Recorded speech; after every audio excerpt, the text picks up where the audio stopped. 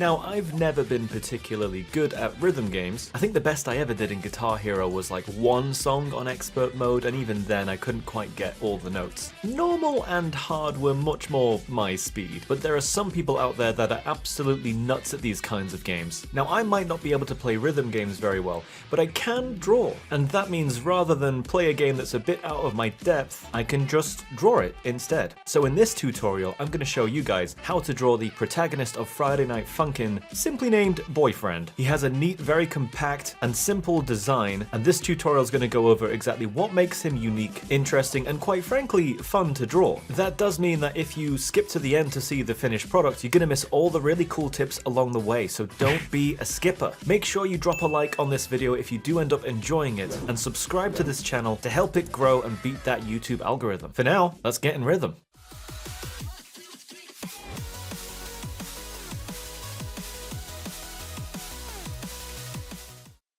Now, I'm going to kickstart this video with a very optional step. So this might help, you don't have to do this at all, but it might help you draw your drawing. So what you might want to do to start off with is very lightly, if you're using a pencil, or you can lower the opacity of the layer that you're working on if you're using software, draw a line right across the middle of your page, right? Just forget the drawing in the background. Just draw a horizontal line across the middle of where you want your drawing to be.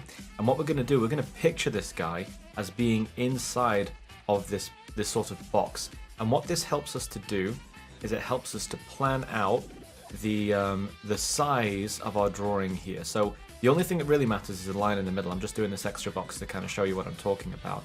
But here, as you can see, the reason why I've done this line in the middle, this line here, is his head pretty much entirely takes up the top half of this area, and the bottom half of his body takes up the bottom half of the illustration. So in other words, his head is basically half of his entire body.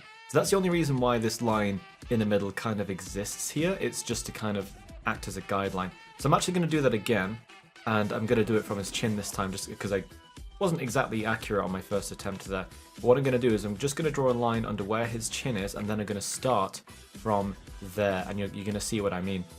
So again, make sure this is light, because this is just a guideline. That's all it is. You're just going to be using it as a kind of like a marker for where to begin. So with that out of the way, we can actually start from this line that we drew and bring a line up this way, stop there for now, and then bring it the other way and bring it out in a kind of bump like this. His cheek really is exaggerated. That is not a nose, it is a cheek. It's not like a Rayman kind of nose. It's actually just a cheek that comes way out, stops about here and comes up to his hair. And we're about to hit a very interesting part of this drawing already. What you can do is bring this across with a slight upward angle to it, and then down, and we end up meeting this kind of huge eyebrow he's got. He's got a very kind of menacing expression. It's a big V, and the V comes down here and it cuts right across the middle of the line that we just drew. Look at that, right across the middle there. Right across and then down. And before it gets to this, it kind of juts up through it instead and continues on, and it goes way back here. It's really long, it's really exaggerated, so feel free to express yourself by just bringing this really far out. Now this is where I mean it gets quite interesting. From this point here where these two lines meet, you can bring an eye down. This is an eye. You might want to fill this in with black in a minute. Actually, you can do it now so it's more clear that it's an eye, or one of his eyes, because his eyes are completely blacked out. Now this is where it gets interesting.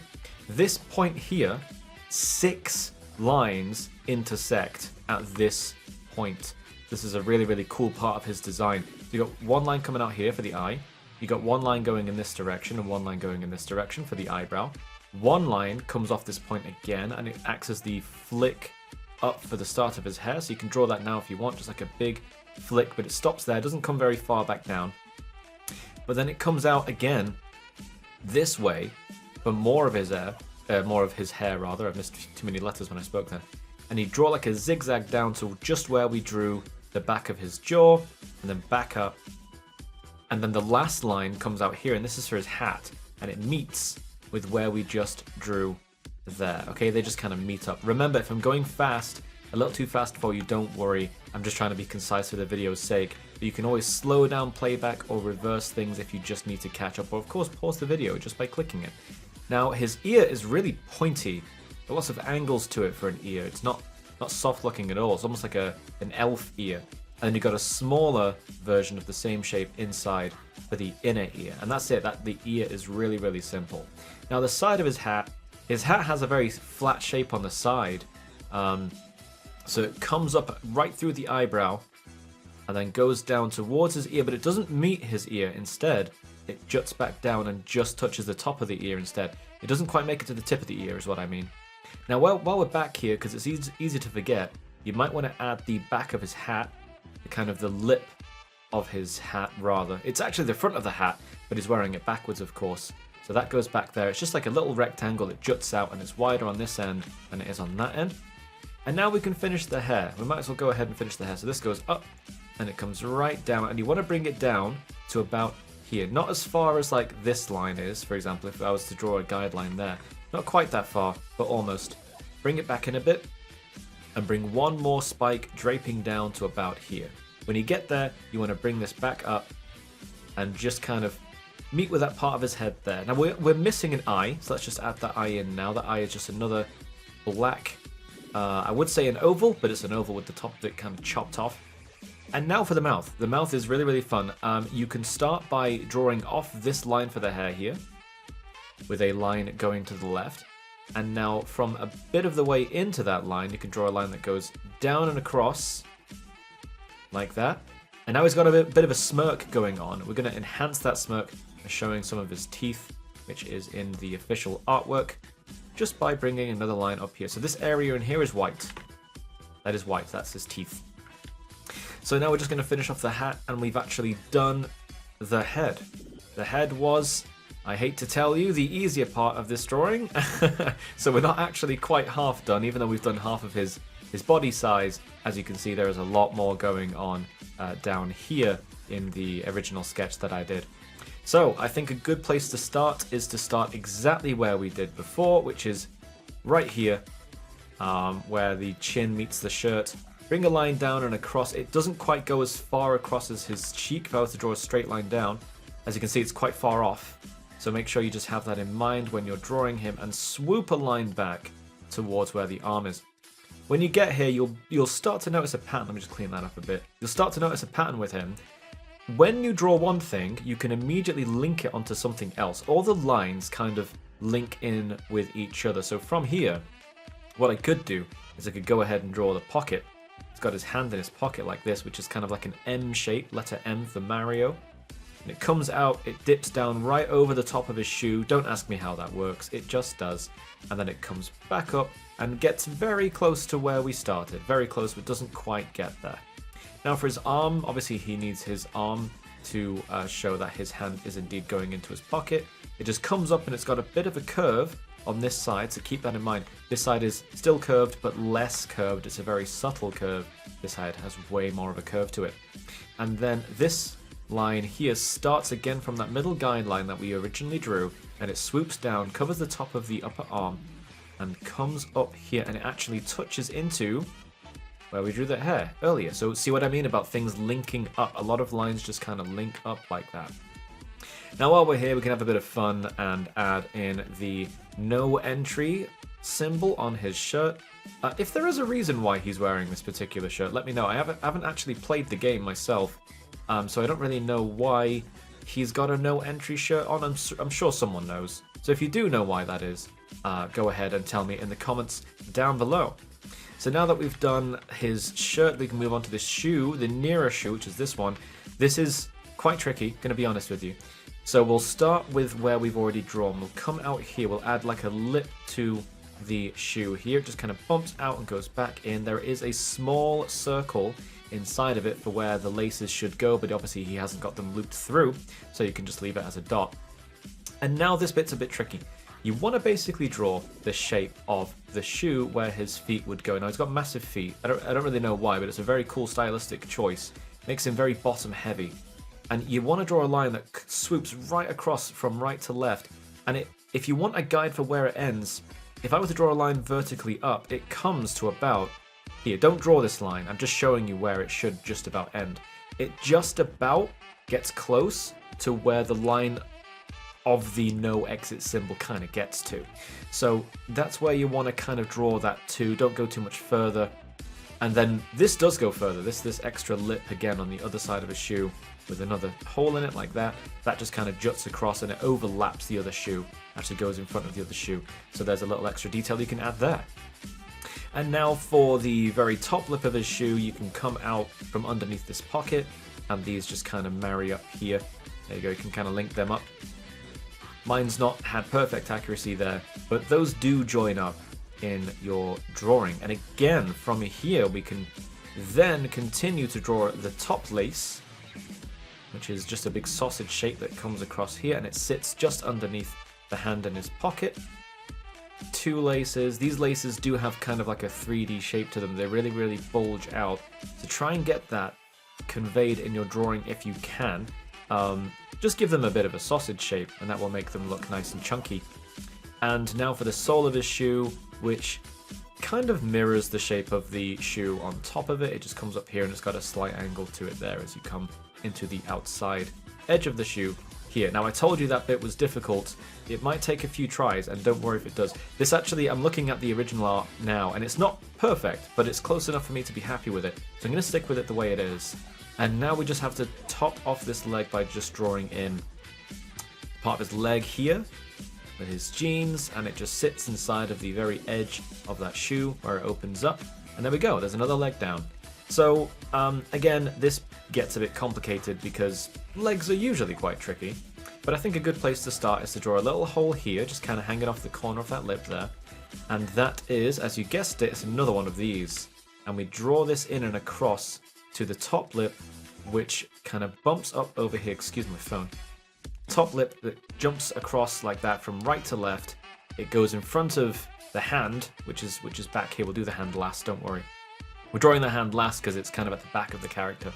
And now we have 3 laces to draw. So again, sausage shapes. Make them big and thick and chunky because they are on the official artwork.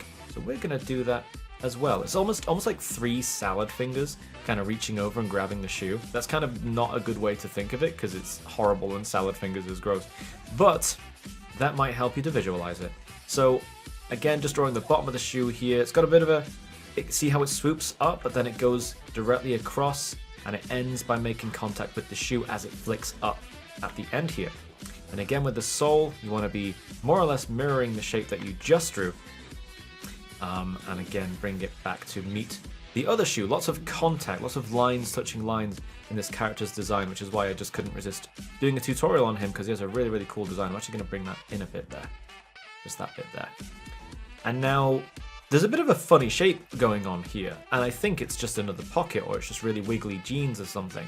But these jeans must be baggy because he's got a bit that really sticks out here. It comes up from pretty much the end of the top lip, goes up, goes across, and then goes up under his shirt like that.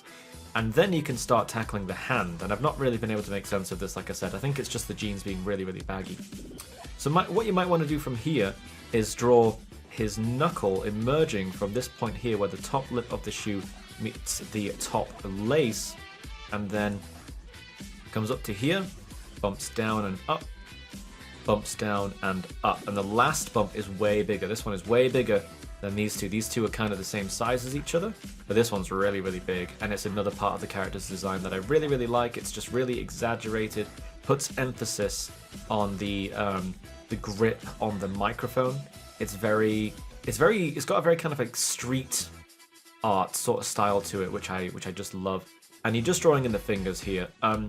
Actually, make sure you have almost like an outward angle on these lines here, because that's what he's got in the original art. And it's, again, really just another cool aspect of the character's design. So what you might want to do now is start with the thumb. I was going to say one of the thumbs. We're actually only drawing one thumb because there's only one thumb per hand. So you draw the tip of the thumb, kind of bumps up like this out of that middle finger, and it goes down and then right back up. And we're actually going to go over the original guideline that we drew across the middle of our page. If you did decide to draw that, doesn't matter if you didn't. And end there, because we need to draw a big globe here. It's the last part of the drawing after what we're about to do. We're just going to draw a bit of the arm here. All it is a horizontal line, more or less, that links up with the shirt. And then there's a little bit of his sleeve just visible there. Not much, but that is That is a sleeve there. Can't see much of it, but you don't really need to. Then emerging out of the top of his hand is 2 semicircles like this. Very, very close together and very similar in angle and shape. Just as simple as that. That is the kind of like the rim of the microphone, and then out here you can have a bit of fun with this big old circle, big globe. Make it huge, because it really is huge. It's basically the size of his hand. It's massive. I don't know why such a little person needs a big mic, but there we go. And then a line down the middle, give it a bit of a curve. So we have that kind of sense of roundness. What might help you to accomplish that is if you imagine the circle as a sphere and do your best to draw a line around it like this, because we have to anyway. Then there's another line down here, and this is quite a tricky part of the drawing. This is something that just quite frankly comes with practice on drawing spheres. You might have a lot of difficulty with this, but if you want to try and follow this tutorial as closely as you can just to kind of brute force it, or what you might want to do is something I'll show you in a second once I've finished this, just kind of drawing lines down and doing my best to picture it as a sphere. If you've got a ping pong ball at home, like an actual table tennis ball, what you might want to do is get a Sharpie and draw a line all the way along it. Try and keep that line as straight as you can, okay? All the way along it, I mean around the back as well, like that. And then do the same but across it horizontally like this, okay? And then carefully, again, it's not easy because you're drawing on a literal sphere here, so it's not easy. Draw a line down here, so it's going to be a smaller one because you're cutting across a smaller part of the ping pong ball, and then down like this, and then down like this.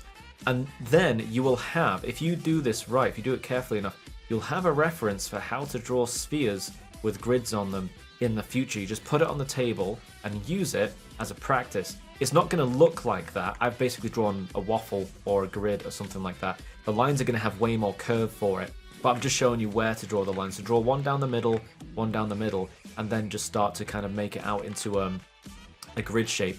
And what you'll end up with is, if I draw it down here because I'm running out of space, you'll end up with a really, really nice reference that you can just use forever. Just have it on your desk when you're practicing drawing, and it will show you more or less what a circle's going to look like if you need to draw a grid on it. It's amazing for drawing microphones. It's going to look a little something like this. I haven't got one out, but it'll look a little bit like this, and it's really good for drawing things like basketballs or a lot of things, honestly. A lot of things that have this shape to it. But particularly for microphones, I'll be honest, it is very good for drawing microphones. But there you go, that's just like a little extra tip at the end of the drawing there for you. So that's actually it, he's done. We've drawn Boyfriend from Friday Night Funkin. I'm gonna get this finished off. Maybe you are, it's up to you. Or you're just gonna stick with the sketch, that is totally up to you. But I'll see you guys in just a moment. And there he is, ready to rhythmically sing his way to victory. Now, if you got this far, it means that you can draw Boyfriend, and that means that you can now pit him against pretty much anyone you want. So I've actually got a challenge for you. Hit us up in the Discord, for which there is a link in the description down below, and show us your drawings of Boyfriend versus whoever. Your own original character on the other side, maybe Tankman, keep it meta, or Bugs Bunny, just anyone, just put anyone there. I'd love to see what pairings you come up with, and I will showcase my favorite ones in an upcoming art showcase video. That's it for now. Remember to like and subscribe if you haven't already, as it really helps the channel out, and I'll be sure to do more tutorials like this one and more general ones as well. Until next time.